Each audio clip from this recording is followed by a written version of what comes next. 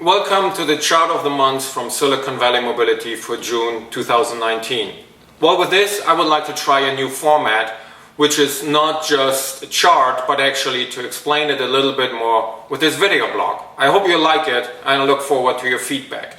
And to start off this new format, I wanted to take a closer look at what I was reading in the media regarding trends in the automotive and mobility industry over the past months.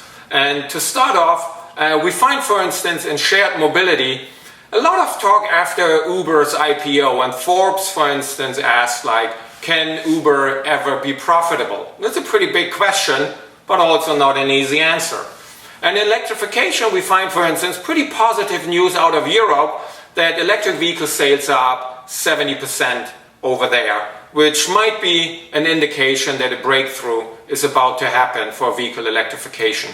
At the same time, for vehicle electrification in China, we read that venture capital to China's EV startups has dropped nearly 90%. So what is going on there? Certainly regulation plays a very big role, but it's also something where it's unclear where the market and the industry and the consumer appetite are actually going. And then in automation or autonomous driving, we see a lot of alliances forming, unforming, reforming. And here, for instance, this month there was a lot of news about Aurora and also Volkswagen and others. And for instance, here Volkswagen nears a self-driving deal with Ford, meaning getting involved into Argo.ai. And at the same time, VW considers exiting the Aurora Alliance, which they joined about 1.5 years ago. So really a lot of back and forth and friending, unfriending, and moving on to new shores. And then the industry in general, we read around the middle of the month that the automotive industry has not reached peak car yet, as some analysts on Wall Street have suggested. So that's also pretty interesting. Is that more business as usual? Is that the whole ACES thing maybe is not happening? And that really reminds me very much of a chart that I shared about a year ago in May 2018, which was on the left, basically all these forecasts that I could find from all these analysts and forecasters and the likes. In orange for autonomous, in green for electric, and blue for shared, market penetration of new vehicle sales for autonomous, electric, and shared. And what I basically said back then, and then what I will still say today, is the direction is clear.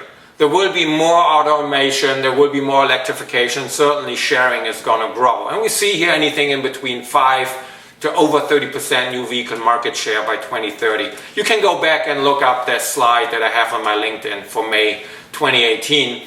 But really the point that I was also making there, while everybody agrees on the direction, the scale and timing is really totally uncertain. And in particular, if you take a look at the part on the right here, which is, what about the recession? According to the New York Federal Reserve Bank, a recession hits about every 10 to 6 years. And guess what? The last recession actually was about 10 years ago. So it is overdue. And what might happen during a recession? Could it be that some of these projects, like autonomous driving, might be called hobby projects, and we might need to tighten our belts and need to be focusing on the traditional business because that is still generating some revenue? Could it be that consumers say, you know what, I'm going to defer my next vehicle purchase because we're going to get shared mobility instead to cover our mobility needs? Could it also be that consumers might say, you know what, I'm really getting one of these fuel efficient, maybe electric vehicles because I understand that total cost of ownership is much lower and electricity is cheaper than gasoline, which might go up actually petroleum prices during a recession. Who knows what's going to happen on the geopolitical scene over the next months. And so therefore that people might buy more electric vehicles as well.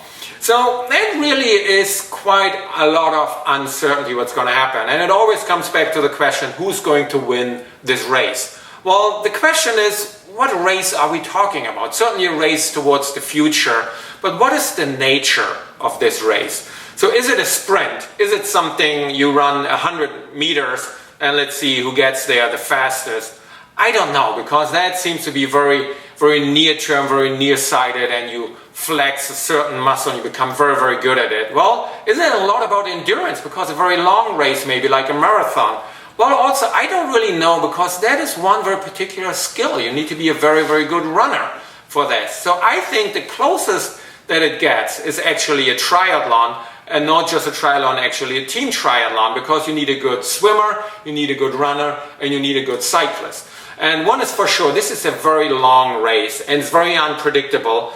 But guess what? It's unpredictable, you will make mistakes, and you can also correct for those mistakes, because even if you maybe screw up in the swimming part, you might have a very good runner and a very good cyclist, meaning you're having a strong partnership racing towards the future of mobility, that you can still win this race.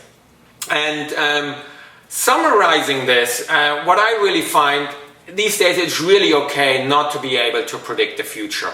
So I, for myself, say I have no idea what exactly the future of mobility is going to be, but certainly autonomous, electric, shared, and also connectivity is happening, and we really need to see about scale and timing on an individual basis for each organization and player in this game.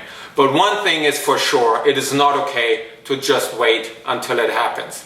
And this I will continue certainly further and discuss here through this new format of the chart of the month, which hopefully you like. I'm looking forward to your feedback, and I will be back next month with more insights. Stay tuned. Thanks for listening.